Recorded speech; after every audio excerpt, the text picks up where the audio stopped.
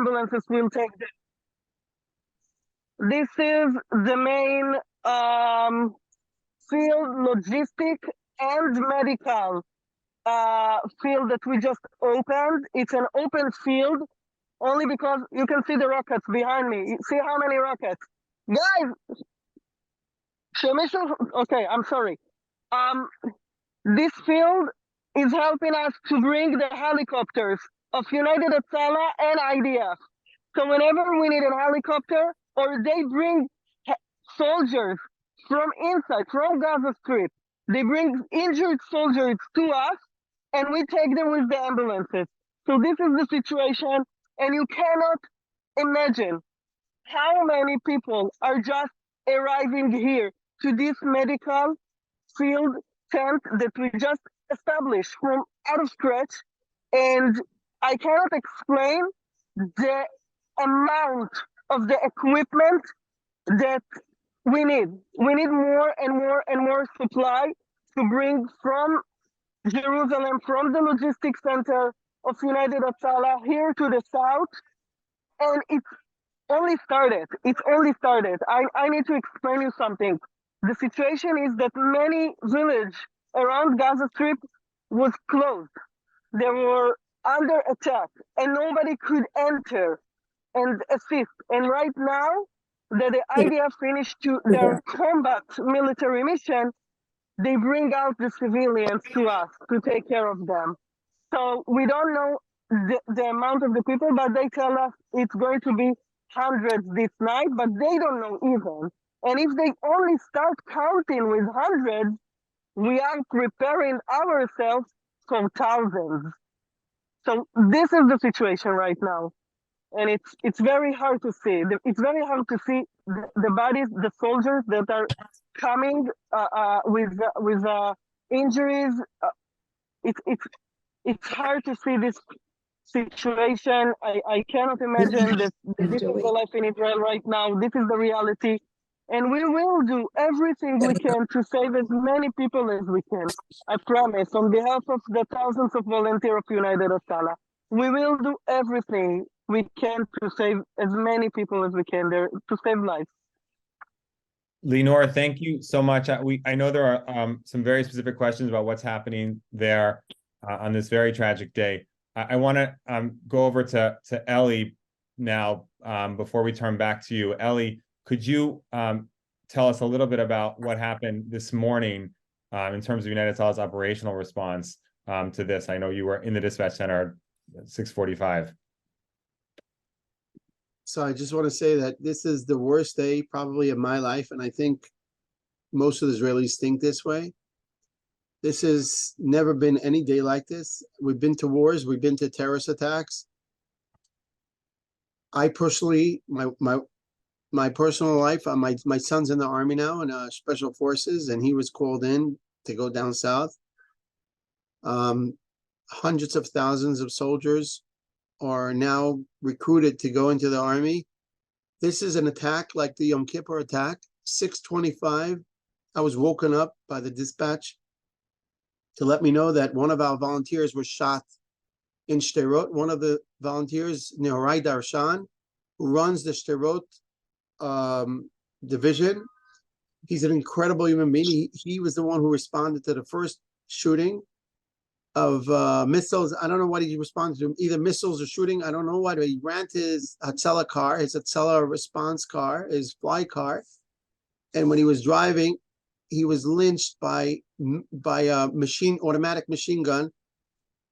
He, thank God, wasn't hurt. And a few minutes later, a volunteer of ours who ran to the same scene was shot in his face and his chest from Sderot, another volunteer. So this is how we started our day, 6:25 this morning. I thought it was a local thing.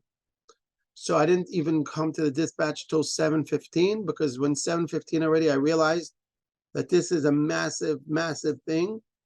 We have in Shabbat, this is Shabbat today, and last night, Friday night, we always have volunteers, dispatchers. We don't have so many dispatchers. We have 15 dispatchers, not like on call and answering the phones and everything. But what happened was that we had to right away call 30 more dispatchers to join in.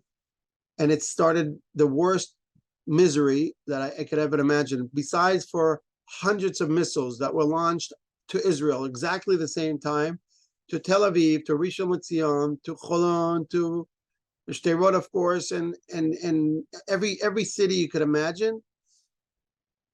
Over 2,000 missiles already were launched today.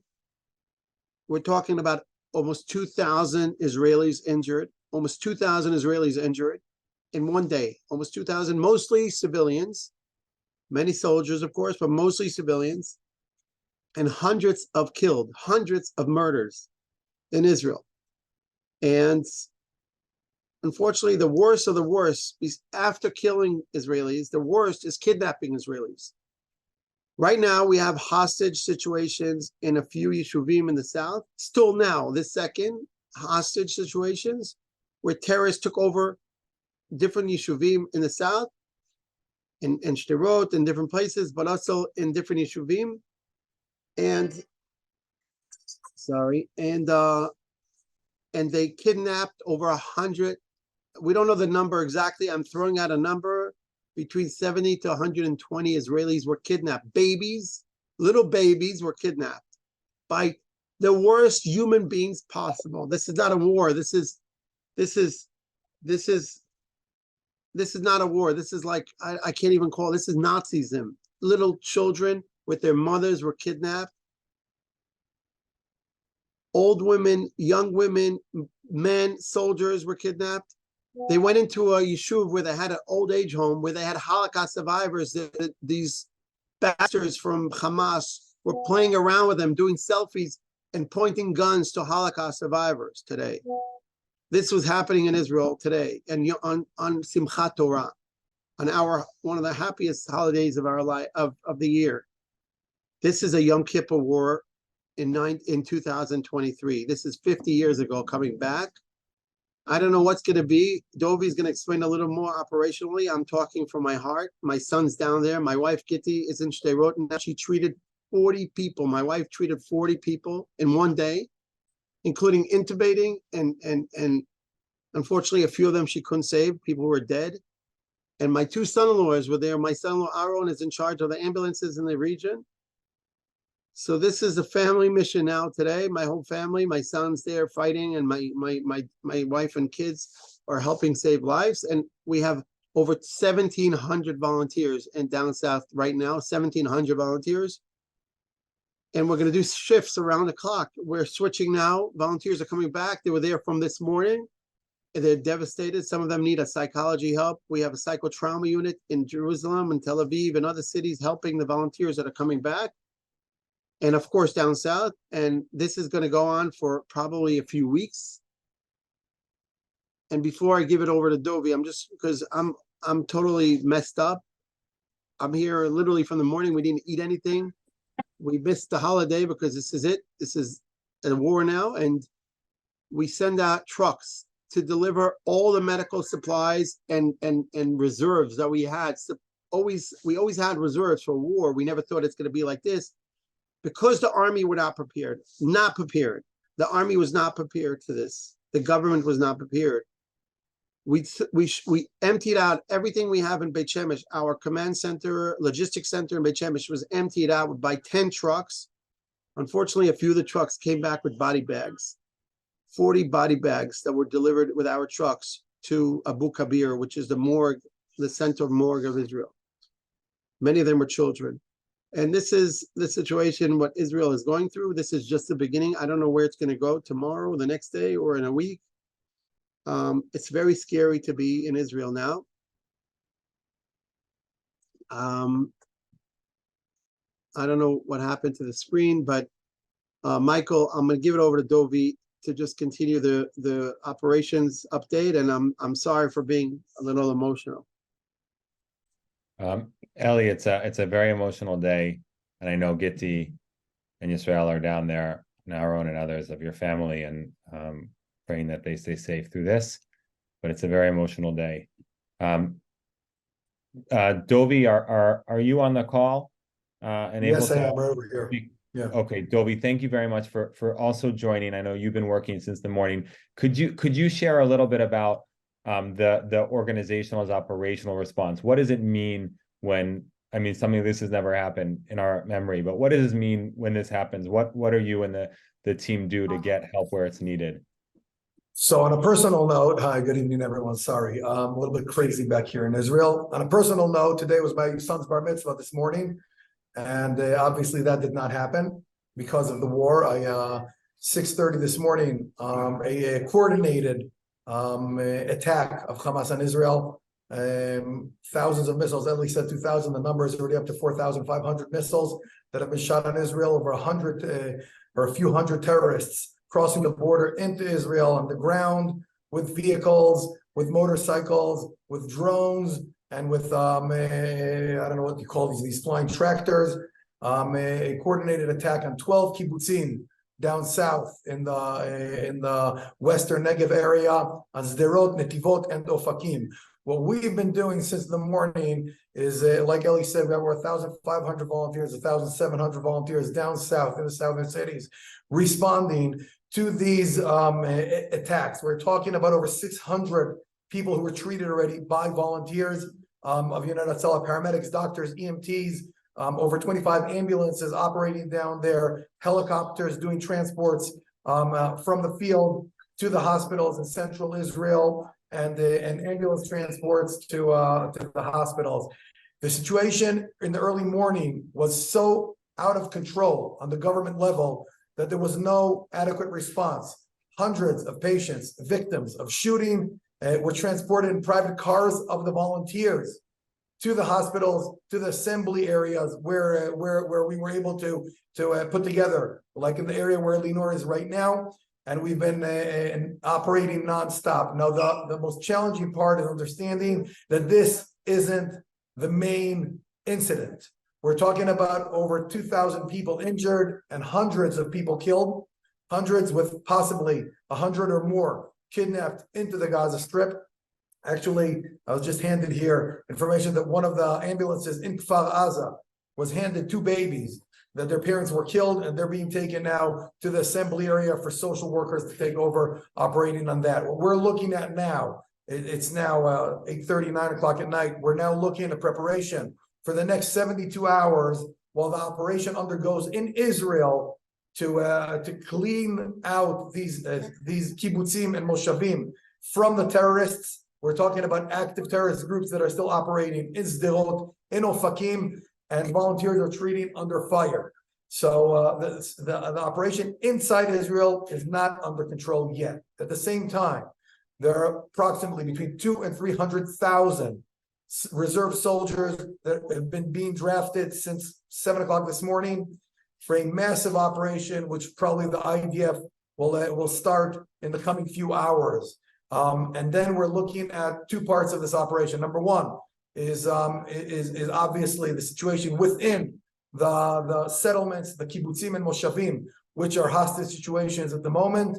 And we're looking at what will happen is when the IDF will enter Gaza, we're looking at a escalation of the missiles that will be shot over Israel. If we're already up to 4,500 missiles, we're talking about thousands of missiles, and we're reinforcing our teams on the ground, prepping the volunteers now in the different teams, pushing whatever last equipment that we have, tourniquets, bandages, hemorrhage control equipment, life-saving equipment, and of course, protective gear for the volunteers out into the regions right now. Plus, we're pushing logistic support, lighting capabilities in the open areas outside of Sderot, in the assembly areas. You can see behind Linor, these light balloons that we set up there on generators to provide light in the area. The helicopters will be operating through the night, as well as the ambulances. And we have hundreds of volunteers being teamed up right now on a roster of schedule that they'll be operating for the next 72 hours. We don't know how this will unfold, but there's no question. This incident is nothing that we have seen before in our generation. When we're talking about Yom Kippur, the Yom Kippur of Israel 50 years ago, this is that again. None of us here have experienced anything of this magnitude, not back in the terror waves of 2000 when buses were blowing up, and not with any of the rounds in Gaza in 2014, 20, or any one of the last operations. This is war. and we don't know what we're looking at and what's going to be. There's no question we're looking at a very stressful, busy, coming in the coming few days, weeks, or even more. We don't know yet what is going to be. We're bracing for the impact and responding as we go along right now. And we're counting on your support, because this is something that we have never seen. Dovi, thank you very much for the update. As you said, something that you've never seen, unprecedented, and obviously the response is unprecedented. Linor, Michael, could I ask Dovi, if he doesn't mind? I just want to, Dovi, behind you, you have the dispatch. I just want to say this, I'm very, very proud. We have a lot of board members and trustees and supporters in this call. This morning, when I arrived at 6, almost around 7 o'clock in the morning, I saw Orthodox volunteers, Haredi, ultra-Orthodox volunteers running with their palaces to the Hatzalah headquarters. It was unbelievable. We'll send everyone pictures. It was unbelievable to see volunteers of United Hatzalah who were in shul, went to Simchat Torah prayers, ran with the talises, and they went to answer the phones and go on ambulances and join them to go down south. We had Arab volunteers of United Hatzalah who came in and joined the teams to go down to Sderot and help in this situation. This is something I never in my life saw. There were Arabs, religious, secular, Jews and non-Jews all together in United Hatzalah, which is during a war that Hamas is attacking Israel and executing Jews in Gaza in the south part of Israel. And we have Jews and Arabs here in Israel working together in Hatzalah. It's a story by its own. If you could go in, Dovi, and just show what's going on in the dispatch for a second. And also before, Michael, I have a couple of videos that people send me during the day. I don't want to send anyone on Shabbat, but if you could show something just to show what's going on there, that people should understand the videos that we're getting from there. Sure, Eli, thank you very much for that. So Dovi, I'll go to you in the dispatch center, then I have a video ready to come back to Linor about what's happening with the actual treatment. Okay, so we'll make a very brief, just a very briefly over here, we can see that this is undergoing massive operations now here right now, non-stop here.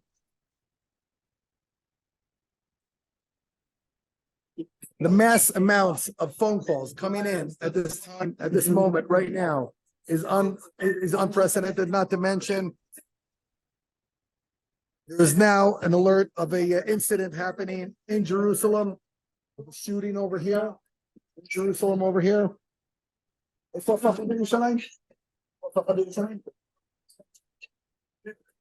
There's suspected infiltration of terrorists to Givon, which is right outside of Jerusalem. They're operating that on right now, sending a response to there.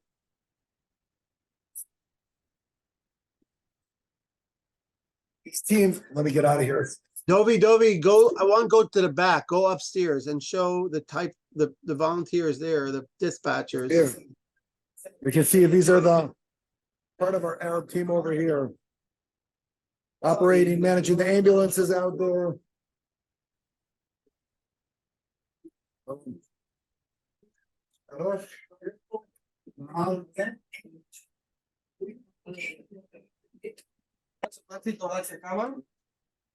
We need to remember that though there's war down south, there's also regular calls, and we're talking about hundreds and hundreds of calls that are not getting response of ambulances because lack of resources, because everyone is down responding to all the ambulances, or a lot of the ambulances were sent down to the border area. Hang on a second.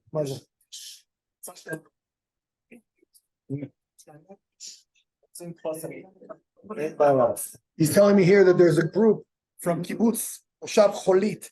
Half of the kibbutz were killed, and the other half is now being transported to an assembly center where we're sending the psychotrauma, the Chosin unit volunteers to go as they're transported to there. This, like I said, is something that we have never ever experienced like this. Dovi, what's the name of the town that the active shooting is happening right now? Well, it's happening in Cholit, it's happening in Kfar Aza, it's happening in Sorry, in Ofakim. Jerusalem. In Jerusalem, you Oh, in mentioned. Jerusalem, Kivon HaChadashah. It's right next to Givat Zev, right outside of Jerusalem. All right. Dovi, thank you very much for the update there. I'm going to share a video now about what the treatment looks like just from an hour or two ago. And then we'll come back to Linor to hear how the treatment. You'll excuse me, I got to get back to work over here.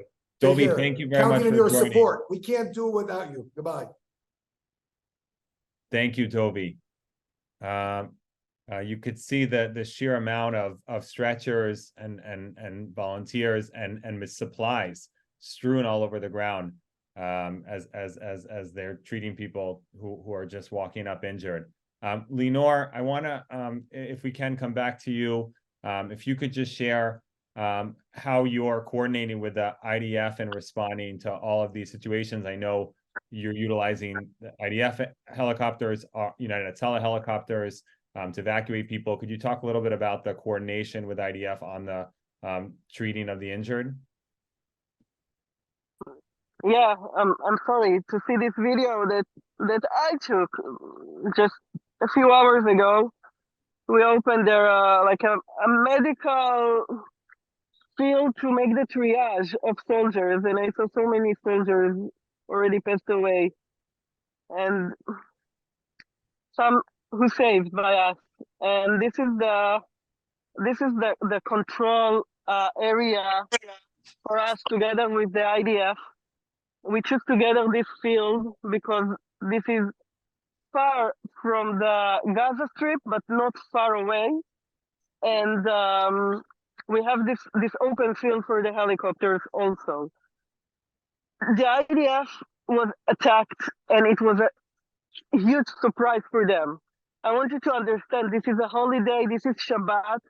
Many of the soldiers just went to their family to visit and to be with their families. And therefore, the bases was almost empty. I think it's a lucky thing for us, because if we had more soldiers over there on the bases, the damage was very hard to understand. It was even worse than now. And it is worse right now. And they didn't have medical equipment, they didn't have doctors or paramedics. We made the intubation, we made all the drugs, we made everything, all the procedures, because the IDF didn't have the forces, and they didn't have the equipment to do so. And therefore, it was only United Hatzalah and Dovi Maisel who approved us, who gave us the permission to go boots on the ground wherever is needed together with the IDF. And what happened is that the IDF soldiers was protecting us with their weapons, and we were treating the soldiers. This is how the morning started.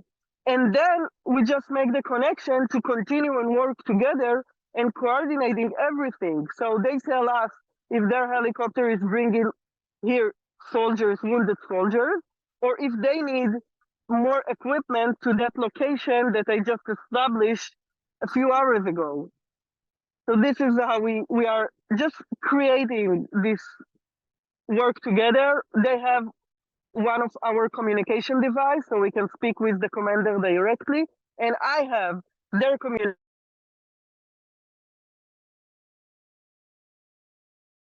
Linor, we lost your audio for a second. I'm sorry, I was muted by our dispatch center. So I have communication.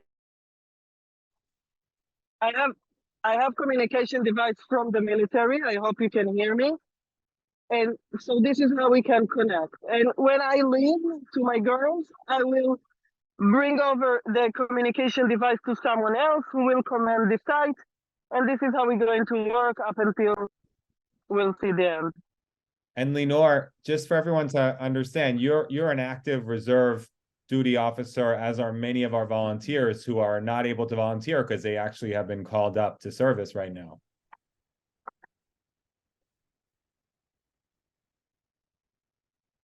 Wait, can you hear me, Mike? Yes, we can. Okay. So yes, actually I already The IDF already recruit me, but as for now, I can manage the situation with my IDF service through my computer. So I log in my computer, the systems of the IDF, and I give updates over there or receiving updates. And you can see I'm already with my IDF pants, but I just changed to this United Hatzalah t-shirt. So this is the situation. I'm wearing two hats, literally two hats right now. Linor, could you talk for a moment about the psychological trauma response that is happening and is going to be needed? What do United Hatzalah volunteers and specifically the psychological trauma crisis unit do at a moment like this? Right now we are focusing on Linor, you're breaking up. Hold on, you're breaking up a little bit for us. Can you start again? Yeah, thanks for listening. So right now we are focusing on our volunteers, and all of us need the psychotrauma unit to assist us to visualize what we saw and what happened to us today. And we have the dispatch center in Jerusalem operating a unique number for the civilians who can call, reach out, and they can have the assistance by phone. But I can share with you a unique story. You're not going to see it on TV. We received a call about a village near the Gaza Strip, near Gaza border. And she told me, she know me from the IDF, and she told me, listen, Linor, the parents were murdered, the kid is at home. I need someone to relax him. I need someone to help him up until we can reach in, we can break through the village. Up until I can, I'm sorry, up until we can break through the village, and then we can take the kid out. So we operate immediately the psychotrauma unit, who responds with phone calls to the kid. We couldn't enter to this village. It was the terrorist was still there shooting at people, and he was hiding in the closet. We were together with the IDF, rescue the kid from the closet. We saw that his sister was also murdered together with her parents, and now it's only him. And we are still with him at the hospital, a volunteer of United Hatzalah. I'm so sorry.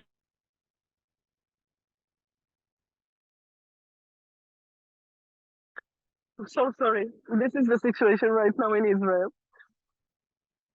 I'm so sorry, We're Linor. just responding everything and everyone. It's absolutely heartbreaking. We're watching this and watching you, and I think all asking Linor, ourselves, take care of yourself. what we can Linor, you do. have children at home. You left two kids. You left two Yeah. children at home. Take care of yourself. Keep yourself safe. I know you're there to protect Thank you. the people. I want to thank you on behalf of all of us. You're an incredible example for all of us. I'm here with Dovi a second. He came from downstairs. Dovi just has an update. Yeah, right now, sorry, in Sderot, we're getting together now for a debrief here of operations. But in Sderot right now, we're evacuating our backup support there. There's a massive, what's the word for it? Massive fire clash. Yeah, fire clashes between the terrorists that took over the local police station. In the local police The local station, police station has been taken terrorists over by taken over terrorists. terrorists. Has been taken over by terrorists. Here, let me put down the camera a second.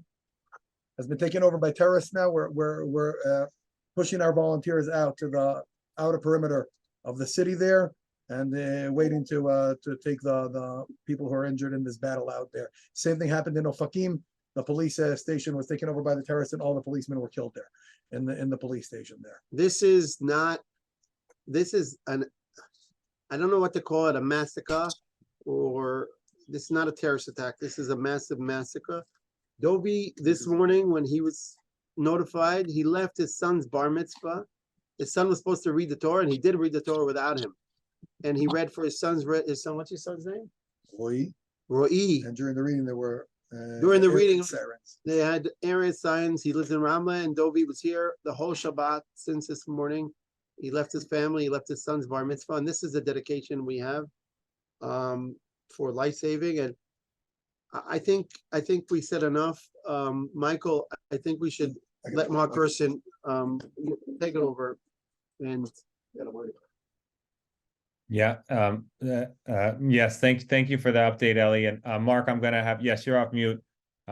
We've been speaking today over the course of the day about the need right now. What do we need to do to support the organization? So I'll turn it over to you. So as we heard from Linor and Ellie and Dov, all the equipment has been depleted or is being depleted, and certainly will be depleted. And we just released the emergency funds, which will be spent on Monday.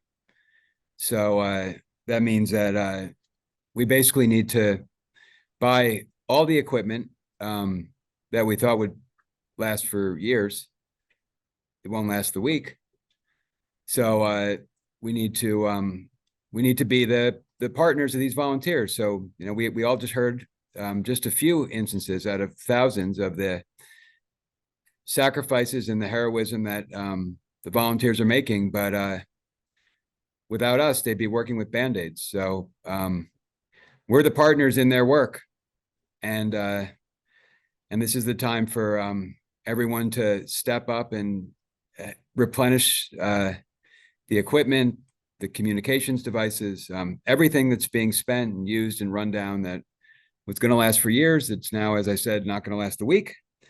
It needs to be replaced. So Eric and I are going to give $1 million on Monday, and I know Bob Book is as well, and we just encourage others to join in to whatever extent possible, and then so, because whatever financial sacrifice, no one's making financial sacrifice. Whatever financial contributions we can make just pales in comparison to the real sacrifices that these volunteers are making in so many ways. But that being said, you know, everyone should know that we are their partners, and it's a real partnership. So, you know, let's all just step up and do what we can, and then do what we thought we couldn't do, because that's what the volunteers are doing.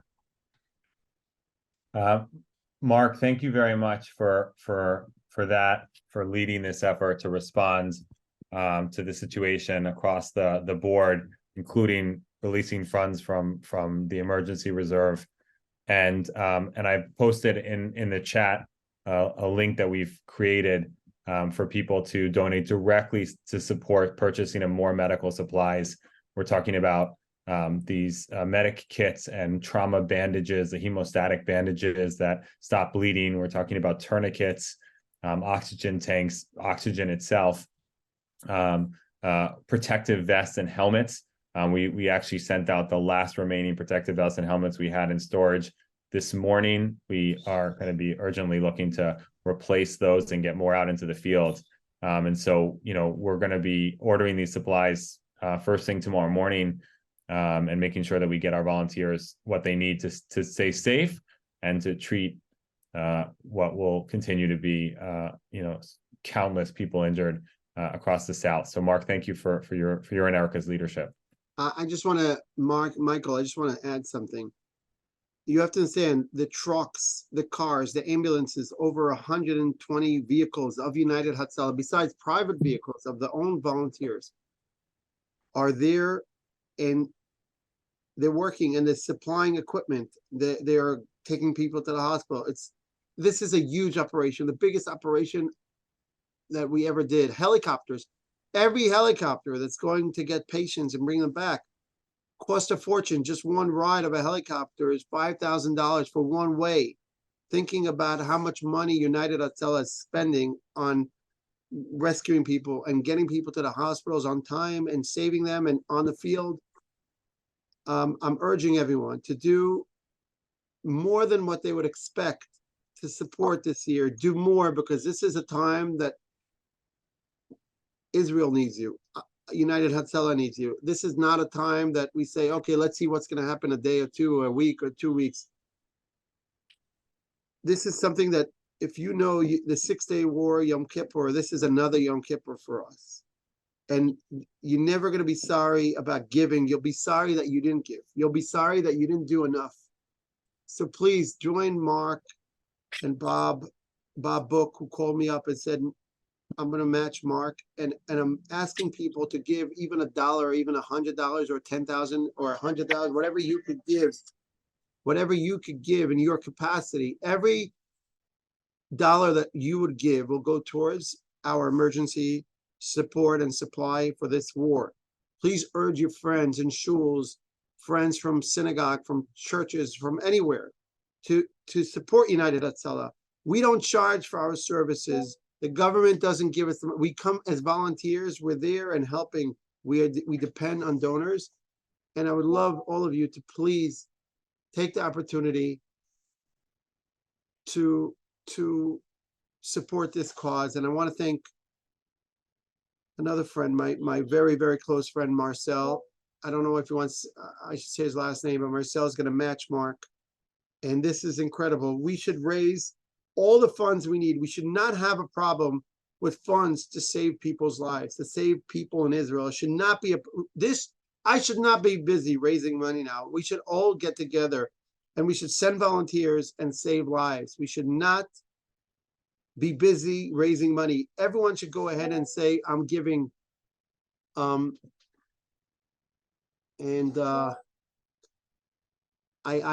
would like to give a message from my friend Marcel, who just sent me a message. And Mark, you have to hear this. This is a man we all love, whoever knows him, Marcel from Vienna. I'm going to match Mark, and you could announce it without his name. And he wants to raise it to 1.8 if Mark and Bob join him. That was Marcel, my friend. And that, Mark, it's your decision. And I think this is an opportunity to really, really go ahead and put everything you could to support this cause. I never in my life begged people like I'm begging now, because I don't want, God forbid, we should send people down south without the equipment they need. I want to buy defibrillators, these ICU grade defibrillators to have on the field. I want to have monitors, and I want to have ultrasounds. We need ultrasounds down there. We need stretchers. We need bandages, these bandages that are stopping bleeding. We need these things. We can't be in this field without this. So please, please, all of you, do whatever you could. And Mark, you're an incredible leader. And no, of course, and of course we're gonna match Marcel, and thank you, Marcel, and Eli, as usual, I think you put it best. No one's ever going to regret giving more than they think they can now. No one's ever going to regret it. I mean, people might regret at some point in the future not contributing in this moment, but no one's ever going to regret contributing in this moment. So we're inspired by Marcel's challenge, and we of course will be honored to hit it. Thank you very much. I And really but you know, everyone here should, you know, everyone here cares a lot because they, you know, they came on very short notice, of course, and everyone should just do what they can and reach out to everyone in their networks to do what everyone can to support both Israel and its heroic volunteers in this moment of greatest need. And I would open this door. I mean, Michael, if it's okay, we could answer some questions from people on the call.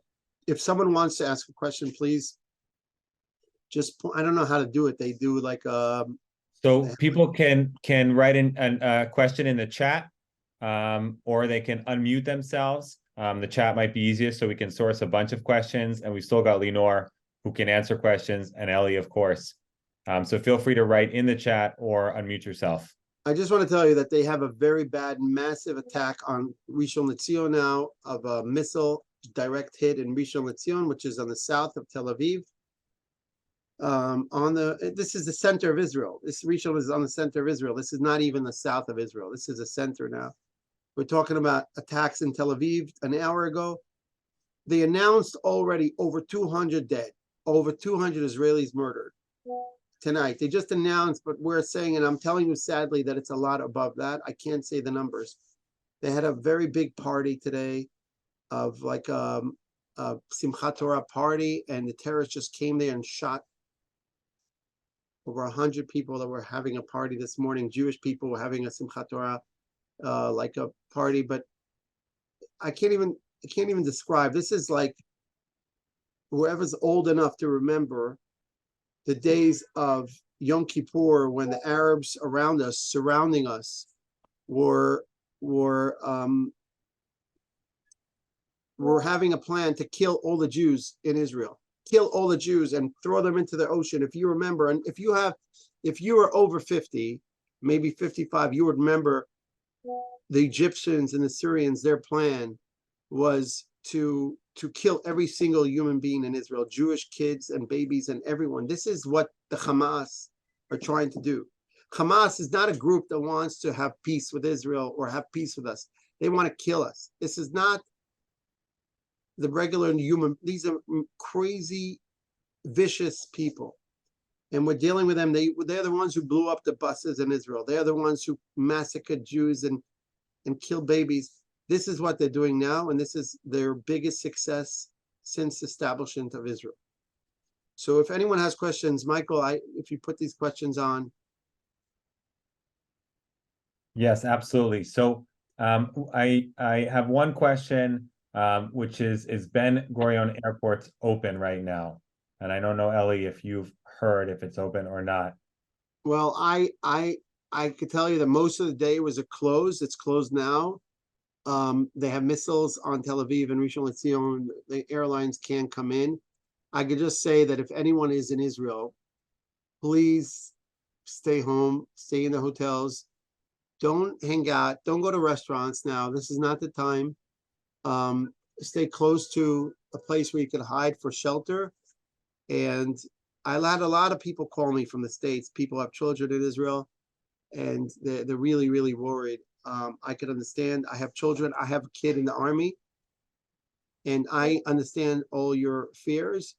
But if they're in Jerusalem or Tel Aviv or these areas, center of Israel, and they're in a place, a safe home or a hotel, they should just stay there for a couple of days and see what's happening. Of course, if you want your kids to go back to Israel, America, or Europe, or whatever it is, I'm sure the airports are going to open up. If not in Ben Gurion, it may open up in Eilat, the Eilat airport, and they may move all the flights there.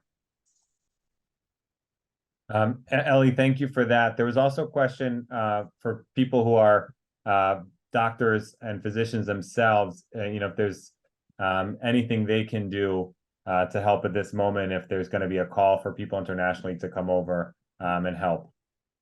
I'll tell you the truth. The truth is, it's harder to host all the people coming into Israel than to deal with the disasters. We have thousands of volunteers and paramedics in Israel, and we're not the only ones. We work with the Army, with Magen David Adom, and other organizations. There is a lot of manpower here. So if you want to help, the real help is to really help sending funds to Israel. I had paramedics from New York who were in Israel and asked me to join. One of them is a very big, good friend of mine, a supporter of United Hatzalah, and is a paramedic for 33 years. He was crying on the phone before. He was there since this morning. He said, Eli, I can't take it anymore. I want to leave. I never in my life saw anything like this. People are dead everywhere. He saw a guy going to shul with his talis shot all over his body. And he couldn't believe it, a guy laying there. And he came back 3 hours later, the guy was still laying there on the floor. And he said, I never in my life thought this could happen in Israel. I rather people stay where you are. You come to Israel, it becomes very hard to get you around. You don't have your own vehicle. And I'm urging, I would like, if you don't mind, if this is not planned, Gitti just came back from Sderot. She came to say hello. We're here, almost 300 people on Zoom.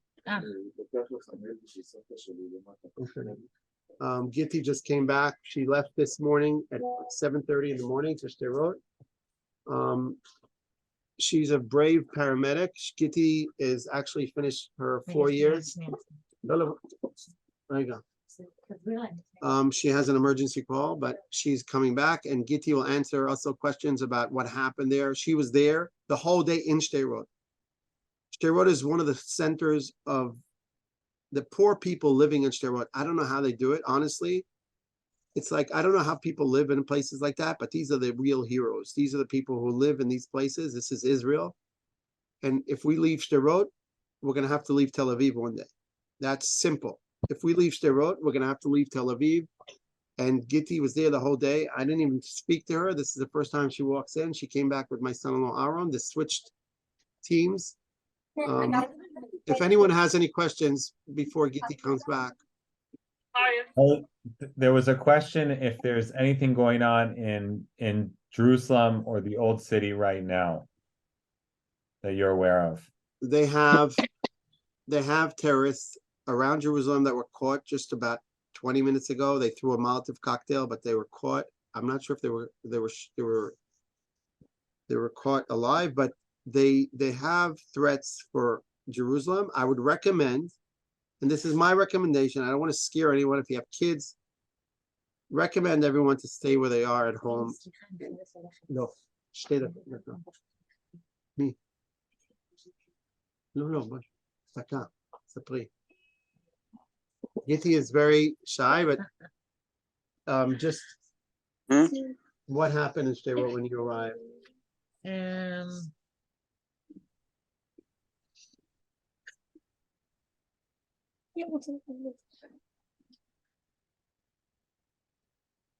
Gitti doesn't want to talk. I'm sorry. I can only understand, Ellie, the emotion of what's happening right now. I just wanted to mention the Mark. I appreciate you letting us know that an anonymous gift has just come in for $250,000 to support the emergency campaign and everything that televolunteers are doing. Jerry Silverman is also on the call. Jerry is our senior board advisor. Erica, looks like they dry off. Okay. Erica, looks like you may have stepped in. Could I ask you to just share as well? Yeah, I just want to say that we've been in touch with Ellie all day. As you can imagine, they've been working around the clock, and I feel strongly that Ellie has more important things to do than try to get us to give money. And that's really our job, to just give the money, raise the money, reach out. He does not have time for this. He has more important things to do. So it's our job to reach out to our networks and get them the money. They don't need someone to go in with an ask. It's time to step up. You just go to israelrescue.org and it can go straight that way. People who are asking, who want to get it faster, that's the fastest way. As we've already mentioned, we've emptied the emergency funds, and we already told Ellie, just start buying things. So now it's our job to use our phones and use our connections and raise the money so Ellie can do more important things. I just never in my life, Erica, thank you so much. I never in my life saw Gitti like this. I'm sorry. It's the first time I see her today. I ran to Hatzalah's headquarters. She ran to Sderot because she just finished 4 years of school to be a paramedic. And she is like the highest level knowledge. She knows everything. She's incredible. She treated 40 people today, including a few people she couldn't save. I put her in the spot. She wanted to kill me, and she really had a hard time with it. I'm sorry. I had to put her through. I didn't know that she's so effective. We're going to help her emotionally to deal with it. But I just want to say thank you to Ron, to Pam and Ron Rubin. You're incredible. You're in St. Louis now, or California, and you're donating another 1,000 defibrillators to United Hatzalah. You're amazing people. I love you. And you know, every day we use your defibrillators everywhere in the country. And this is the biggest help you could help, buying medical supplies and giving it to our volunteers on the field. They use it. I could just tell you that a defibrillator is the most important tool for saving someone with a cardiac arrest.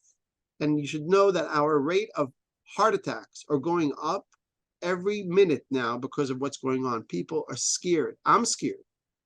And I'm only 50 years old. People who are older are suffering from cardiac arrests and heart attacks and high blood pressure. This is the time to help out.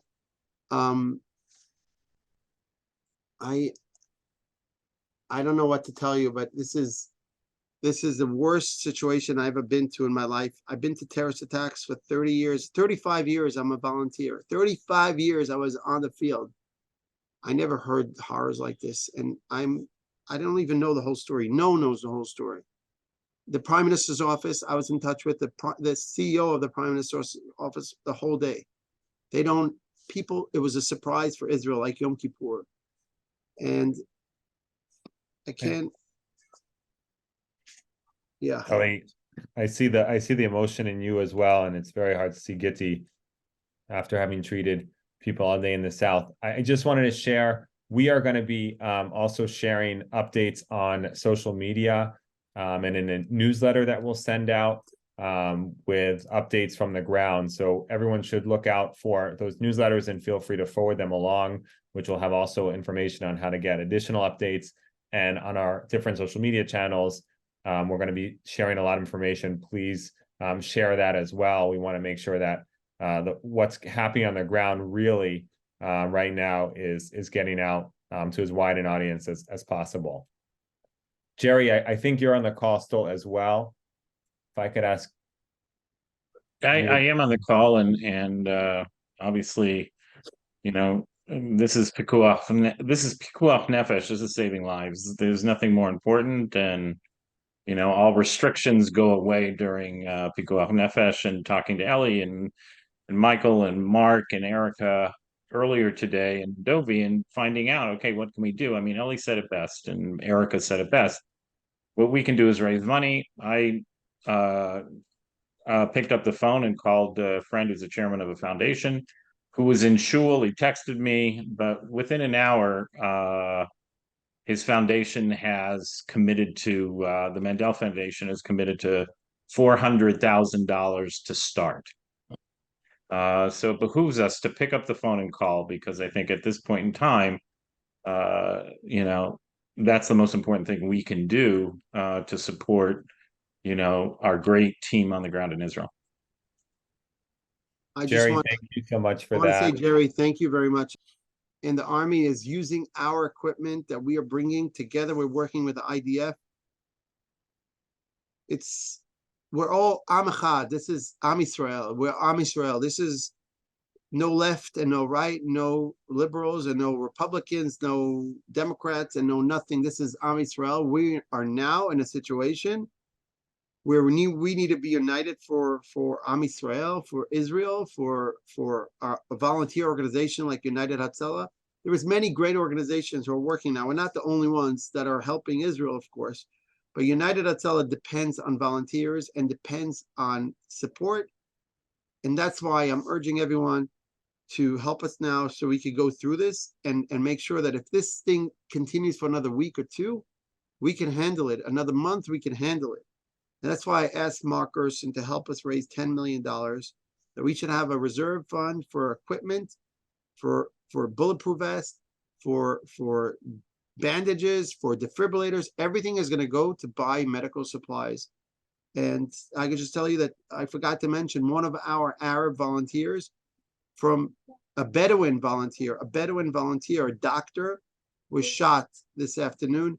He's also okay. This is 4 volunteers today that were injured and hurt, and many vehicles.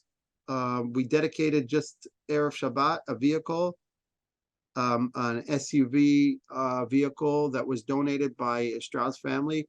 We dedicated it, and it was that vehicle. They were shooting towards it, and they had to jump into the ditch, and now we have the whole vehicle was damaged because of the shooting. And this is something that we are suffering now from, a lot of consequences from this situation.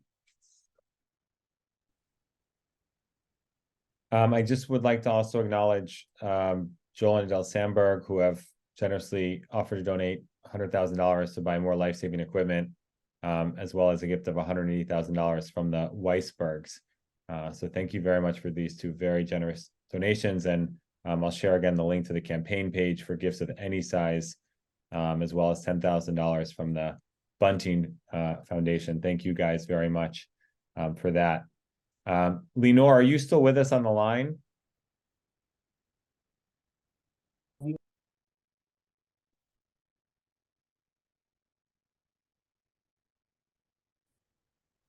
Yes, okay. Yeah.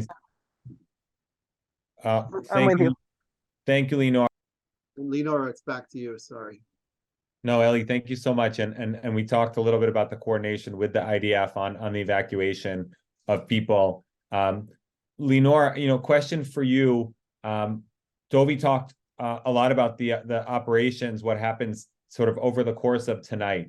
What are United Hatzalah volunteers doing where you are for the next 12 hours? What does that look like overnight as the volunteers are already extended and exhausted from treating people all day?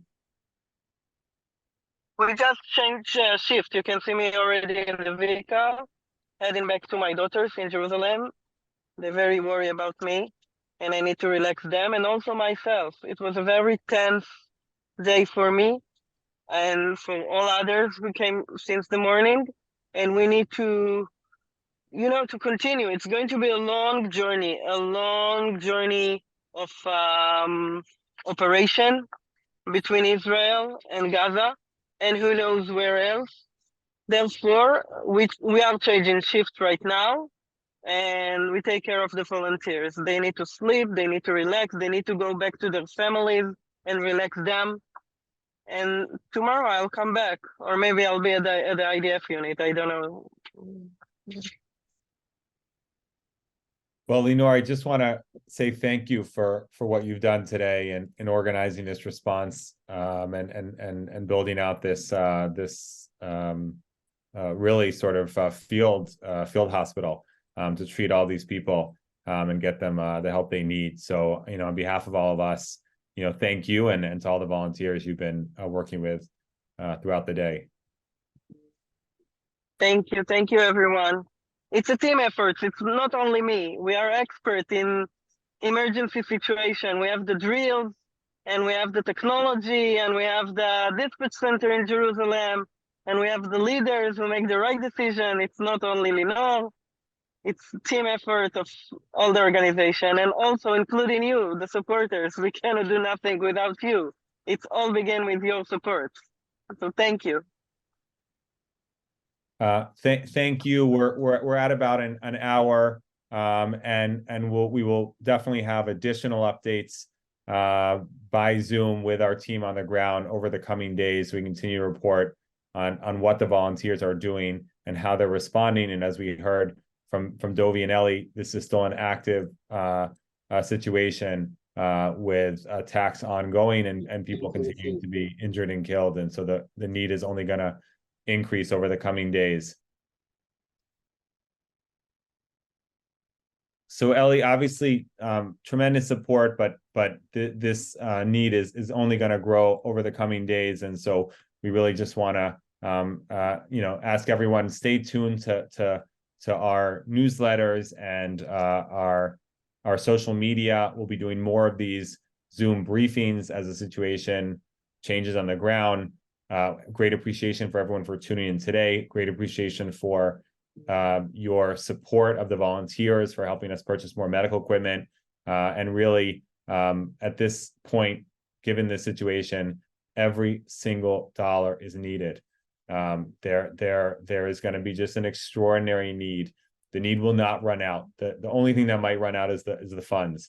And so that's why we just are counting on everyone to give what you can, to share this with others, and we'll be reporting on how those that equipment and the volunteers using it are able to help across the South and across Israel, where we've heard right now of rockets in Tel Aviv. Someone had asked about the airport. I know flights are continuing to be canceled throughout the day. Tomorrow, I'm not sure if there are any overnight flights, but there are significant rockets over Tel Aviv. There's also, as we've heard, attacks outside of Jerusalem and potentially inside of Jerusalem, and wanting everyone to just who is there and knows people there to stay indoors and stay safe. And we'll continue to share updates over the coming days as we can. So thank you everyone for joining. Please feel free to email myself, michael@israelrescue.org, or Eli@israelrescue.org for any additional questions or ideas about how we can continue to get more support for our volunteers. And on a very, very sad and tragic day for Israel, I just want to. I think we should, Michael. We schedule in 48 hours from now, if we could schedule another call and This will be Monday. We'll know more what's going on. If we could schedule a call Monday, I don't know what time is it in New York now, but or in East Coast, it's probably one. Let's schedule Don't mention by name, but they got to keep this. 1 Say new o'clock. people join. Can we just? Hold Eastern on, I'm Standard just Time. muting someone who is not Yeah, on mute. hang on, Michael, it's me. Mark is saying that some donors or and other people are just getting on as the news is passing about this. So I understand some people kind of got the whole picture, but and Ellie, if he can stay on for a few more minutes and just do another quick synopsis for some newer people who've joined the call, Yeah. that would be really helpful. I'm sure what's going on at You know, the if front is key. A quick synopsis right now for people who have just joined. I'm not, look, the reason I'm showing you these things is this is a closed Zoom. I'm not advertising anything. Gitti was devastated before and I didn't realize, and my son-in-law just sent me a video that was publicized, and Gitti, you see how Gitti was intubating someone. This is not for public. I'm just showing this to you why this is what's happening in Israel, and people should see it. People should see. I just want to, I'm sorry, I'm doing this to some people who don't want to see, but this is this morning, next to Sderot, and you could see our teams taking out one of the patients, intubated him, and you see Gitti. Gitti is the one who was in charge. You have no idea how I'm proud of her.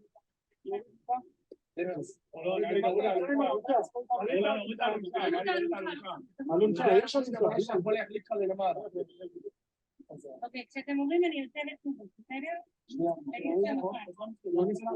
תקדם רגע טיפה, דוד, סלח, תקדם טיפה. תקדם טיפה, אתה יודע מה? בוא נרים את העלותה ונצא את המקום. 3, זה מה שעושה, אני מוסיף את המיטה. רגע.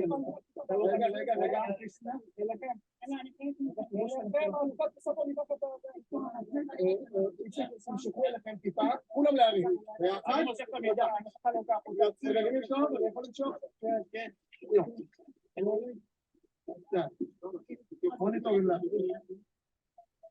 All right, I'm gonna jump.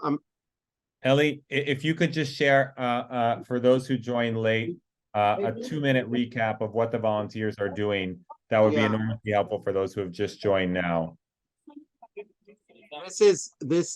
I'm sorry, I'm sharing this horrifying video, but this is what's going on in Israel. This is what's happening. It's a massacre in the south of Israel. This was a well-planned Hamas, Iran, who knows, other enemies that were part of this. To kill Israelis, to kill Jews, no matter who they are, no matter what age, if it's from 1 day old or 95-year-old or 100, it doesn't matter for them. They just want to kill Jewish people. The reason of doing it is hatred of Jewish people. This is anti-Semitism in the highest level. Nothing different than the Nazis. What they did today. Hundreds of Israelis murdered, massacred by Hamas members who launched into Israel, killing the soldiers in the border and ramping into Israel with tractors and opening the borders, and I don't know how many dozens of cars and jeeps and the Hamas came in with, and they took over 25 cities and yeshuvim and kibbutzim, who are Israelis, incredible people, who are the best of Israel living there, because these people suffer for years and years and years, and they keep staying there. And one kibbutz, half of the people were murdered. Half of the people living there were murdered. And the numbers are not clear yet, if it's 100 or 200. They said already 200, but it's much higher than that. The problem is that at the same time they were murdering Israelis there, they were shooting and launching missiles towards Israel. I don't know if it's over 2,000 exactly, the number, I don't know. But in Tel Aviv and Rishon LeZion, towards Jerusalem and other cities in the south. And the worst of the worst was when they kidnapped Israelis, little babies. They kidnapped mothers and little babies. Now they're underground in Gaza by the Hamas. We have, I don't know if it's 75 or 100 or 120. The Hamas say 100. We don't know the number. Imagine to yourself 100 Israeli Jewish people are in the hands of the worst terrorist in the world. Hamas, the worst terrorist in the world. And these people are holding now our people, 100 of our people, little babies. If you saw the picture of a mother and two little babies, I think they were twins, red-headed twins, were kidnapped this morning by Hamas and are now in their hands. It's a very serious situation now. Hundreds of thousands of Israelis were drafted to the army, including my son, Israel. We're all in it. The whole country is in it now. Everyone's in it. Every Jew in the world should be in it. Anyone who loves Israel, no matter if you're Jewish, should be in it. Anyone who loves humanity should be in it. We should all put ourselves towards saving people now, helping Israel. I don't know what's going to be in the war, how long it's going to take, but as we're talking now, they have a battle in Sderot now, in the police station. In Sderot, they have a battle going on now, inside the police station in Sderot, with many police people killed. They have still hostages in other places, like Ofakim and other Yeshuvim. And they have hostages, they have kidnapped people that are in Gaza. And this is a situation we're in. It started this morning at 6:25. It was a well-planned, massive massacre towards Israel. I don't really involve with politics. I don't think now anyone should get involved with politics. This has nothing to do with left or right. It has nothing to do with Democrats or Republican or anything. This is against humanity. And that's why I'm urging everyone to be part of our mission now. Help us go through this. I don't know how many weeks is this going to go through. We didn't plan anything. Ellie, I would just say, for those who joined, for those who've been on the call since the beginning, you've heard this, but for those who joined recently, you told me early this morning that the equipment that we thought would last for years, because we have a very focused inventory system and know how much things are going to last, how much is going to be used, is now basically all going to be used within the week. Which is why we're all here to understand what's going on, but really to act by replenishing the supplies, which are now being exhausted and used not only by Hatzalah, but by the IDF, because everyone who's involved in saving lives in Israel is coming to us for help and equipment, and we're giving it freely, which means that we need to replenish it immediately. And we're releasing the $3 million of emergency funds we had for an emergency, and that's going to need to be replaced and then added to, because that's only going to be a start given the extent of the equipment and other resources that are being used. So maybe you could speak a little bit to the kinds of equipment, the amount of equipment, all of which accounts for the most significant part of our budget. So I could just tell you that the equipment that we transferred down south to help out. First of all, every volunteer of United Hatzalah carries a trauma kit, medical supplies that you use for every day, bandages and IVs and everything. Everything is gone. I can tell you that volunteers came to treat people. They opened bags and they ran away from there, leaving the bags behind because the shooting was still going on. So hundreds of bags of United Hatzalah, I don't know if we'll find part of them. Maybe some of them are probably destroyed or missing equipment because people use them. Soldiers were using them. Everyone was using them. We just laid out everything we have. We sent 10 trucks from near Jerusalem, our logistics center, with the stretchers, these stretchers that fold, hundreds of stretchers. We don't have any stretchers left now. We send all the trauma bags that we had. We send down south, everything. We didn't keep anything. All the hemostatic bandages that are very expensive, that stop bleeding, that you put it on. It's Israeli-made bandages that when someone has a massive bleeding, you put it on and it usually helps stopping the bleeding. And not all these expensive defibrillators that you saw before that I showed you in the video. The defibrillator is a big defibrillator. One defibrillator like that costs $36,000. One defibrillator like that. It's Are not you a there? defibrillator. Hello? Why These are defibrillators that have monitors and ECGs and everything you need to save someone. Then we have regular smaller defibrillators that we need, that are automatic defibrillators that are used by EMTs. We're talking about refurbishing all the medical supplies that we have and we need and we might need for the next few weeks or months. Who knows how long this is going to take? And God forbid we have a war coming. God forbid. inside Israel, because we have a lot of enemies living between us. It's not only around us, it's in between us and us on the borders in the north of Israel. We have an enemy called Lebanon. We have the Hezbollah there, who are backed by Iran. Also, the Hamas today are backed by Iran. So we need to make sure we have everything. When Mark Gerson spoke to me this morning on Shabbat, I usually never call people on Shabbat. I called Mark and Erica, and we were on the phone, and I said, I didn't know how much we need because I didn't know how long this is going to take. And I said, we need $10 million. I think if we could raise more than $10 million, it will be blessed. It will be helpful. It will make sure that we buy everything we possibly could need for the next few months. So I'm urging all of you, if you want to get tzedakah, today is Simchat Torah. It's Shabbat Simchat Torah. It's the holiday, one of the happiest holidays of the Jewish people. And this is a time to be generous and to think about your country you love so much, Israel, and what you could do. Everyone's watching TV now. You're watching and seeing this horrors. They say, how could I help? This is how you could help. And like Mark said, and I said before, and Mark agreed with me, you'll never be sorry that you helped too much. You'll always be sorry you didn't do enough. I just want to add to that for those who missed the footage earlier on this call. It's really indescribable, the hand-in-hand partnership that's happening between the IDF and Hatzalah.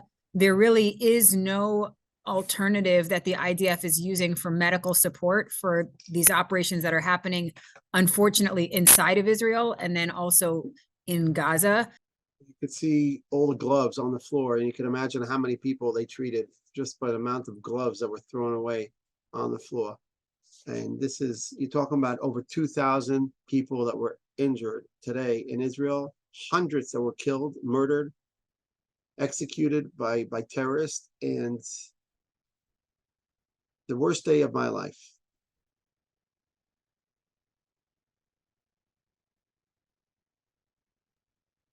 Eli, we all feel heartbroken about what's happening. We're all asking what we can do to help you and the volunteers. And I think this has been incredibly helpful in outlining what's going on and how we can be helpful. As you mentioned, we'll do another update call on Monday at noon Eastern time. We'll share the information about that. We'll be sending out a newsletter tonight with more information about the situation on the ground and ways to help, as well as I said, on social media. And as Mark and Erica both said, we have released every bit of supplies we have. And now it's a question of resupplying so that we can continue to get the volunteers the equipment they need. So Eli, we're all with you, and anything that the volunteers need, we're here to help provide that. Thank you. And before we finish, I'm urging all of you, I'm going to send out an email shortly I hope you get my emails. And I'm sorry I bombard you with emails all the time, but I love this organization and what it does. So I share my passion to everyone, and I'm going to share with you a short email. If you get it, please share with everyone you know. Share it, and you know what? You should feel like what I feel all day, fundraising, being the schnorrer of Hatzalah, but I do it I'm proud to do it. I love what I do. I think it's the greatest cause in the world. There is nothing more important than helping save a person's life. There is nothing more important. You could help a lot of great causes. There are millions of causes, a lot of great causes, but bringing someone back to life and bringing back to his family is the greatest cause you could possibly have. And doing it by volunteers, it's even better. We don't get anything in return. No one pays United Hatzalah for saving them. We do it because we're good. We want to be on the good side. So please support us, and please share it, and please help me fundraise. This is a time you could turn to people and say, I'm helping Eli Beer and Mark Gerson and Michael Brown and others to fundraise for United Hatzalah. And God bless you for that. It's much harder to ask people for money than give. So if you could give and ask people for money, it's like a double or maybe triple mitzvah. Thank you so much.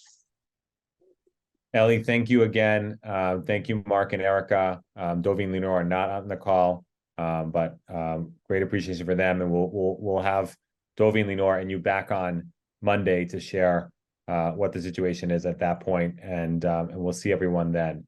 For now, stay safe, Ellie, to you, to Gitzi, the family, to all the volunteers and all of our team members on this tragic day. We're all praying for your safety and for peace.